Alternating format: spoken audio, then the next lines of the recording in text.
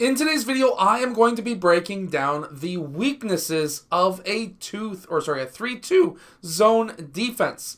This is a very common defense that a lot of coaches use, and you will probably use this as well. However, by understanding how to beat it, we can kind of run it a little bit better. So let's get down and let's check out this zone defense and the huge weaknesses that it has. Also, make sure to go check out my Unbeatable Basketball Zone Defense book that is down in the description below. I hope that this video has helped you and your team win more games. If it has, hit that like button, subscribe. Also, make sure to go check out my Unbeatable Basketball Zone Defense book that is down in the description below. That is definitely going to help you win a lot of games. It doubles the low post, traps the corner, and doesn't leave anybody open. Okay, so the idea behind a 3-2 zone is essentially to cover that three-point line and not exactly worrying massively around getting players into the low post. The idea here is to really cover that three-point line, at least up here. So just like any zone, or at least most zones, the weakness is the high post. The weakness is also getting the ball anywhere inside the key because that collapses the defense. So by simply attacking the zone, you can collapse the defense quite easily. Because what you'll see, depending on the coach too, so myself, when I run the 3-2 zone, this is essentially what it will look like. A lot of coaches like myself, they'll run it similar to this. Any of these double team locations right here, or right here, which technically is more down here. This double team location is more technically down in this area. However, this is basically what you're looking at. So essentially the double team locations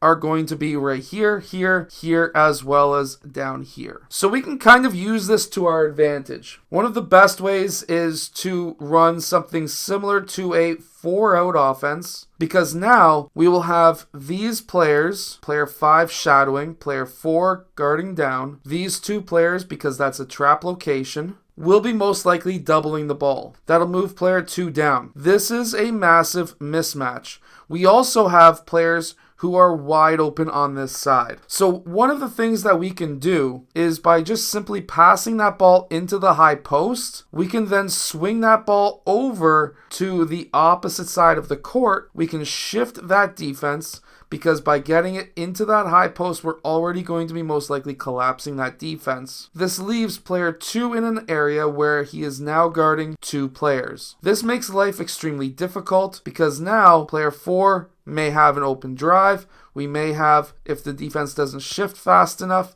a pass to player 5 who's cutting from the high post to the low post for a layup. Very simple things like getting that ball into that high post and then swinging it out to the opposite side is going to be massively beneficial. One of the most easiest ways to beat any zone in general, outside of getting the ball into the paint or driving and collapsing multiple players, is by very simply passing that ball over this imaginary line down the center of the court. There was actually a very good study that was taken in the FIBA World Championships very recently, and that was teams that pass the ball over this imaginary line that runs down the middle of the court. By the way, if you like the app that I'm using, it's down in the description below, called the Clipboard. It's absolutely amazing. However, by passing this ball once over this imaginary line, increased the chances of beating the opponent's defense by about 10%. Passing it a second time back over increased scoring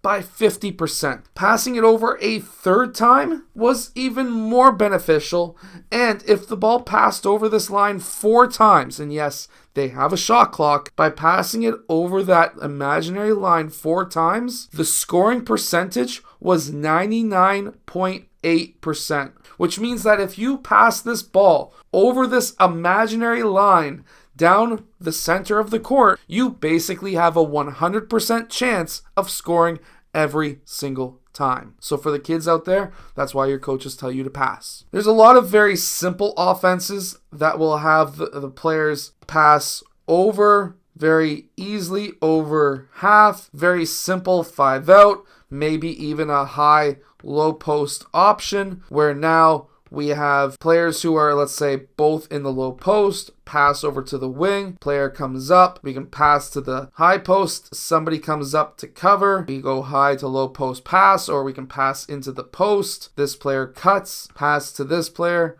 over, or maybe low post, high post, collapse, out, 3, whatever. By simply passing this ball back and forth over that imaginary line is going to move and open up holes in the 3-2 zone. Now, another way to collapse or beat a 3-2 zone is by simply attacking a gap, and those players will close on them because, of course, nobody in a zone wants the ball in the paint. Kick that ball out, swing it, because now if you kick that ball out, this is going to draw this player, swing it, drive in between these two. They're going to collapse, drive or kick, now clear back out, drive again. Now you're collapsing this guy because this guy is out of position. Hammer pass out. He may have an open 3. Now the defense is scrambling. They don't know what to do. Swing, another 3-point option, maybe a drive. This is collapsing this guy now.